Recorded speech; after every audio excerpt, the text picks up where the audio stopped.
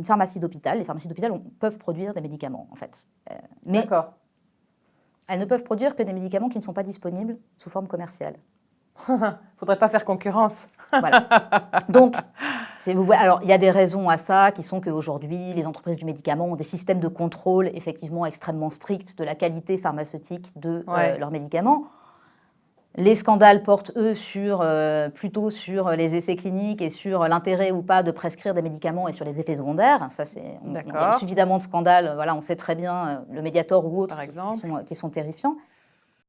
Donc, si vous voulez, ce qui se passe, c'est qu'aujourd'hui, quand on a des chercheurs qui avancent, qui font des découvertes ou qui trouvent de nouvelles molécules ou de nouveaux moyens, comme par exemple les vaccins ARN, ce que vous voulez, et ben en fait, c'est externalisé au privé. C'est-à-dire qu'au moment où enfin on pourrait faire quelque chose pour soigner les gens, ben, qu'est-ce qu'on va faire? On va monter une start-up ou alors la Big Pharma va arriver et puis on va leur vendre le brevet ou on va créer des partenariats publics-privés de façon en fait à développer ces médicaments. Et donc ça sort du public. Et ça, c'est d'autant plus dramatique que, on dit le privé, mais en fait le public et l'argent public en fait abondent énormément en fait les entreprises pharmaceutiques, que ce soit par le crédit impôt recherche ou ce genre de choses, ou même si vous voulez dans les essais cliniques, il y a beaucoup d'essais cliniques qui fonctionnent sur le partenariat public-privé, où en fait les essais se font dans les hôpitaux, donc avec le personnel hospitalier, etc., pour tester des molécules du privé.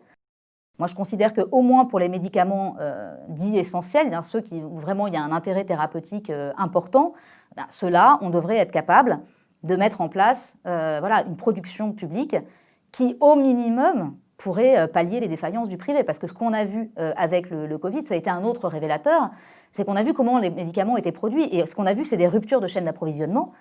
Où vous avez les matières premières qui sont en Chine, la production de médicaments qui se font en Inde, le jour où vous faites un confinement généralisé, vous n'avez plus de médicaments à disposition. Ouais.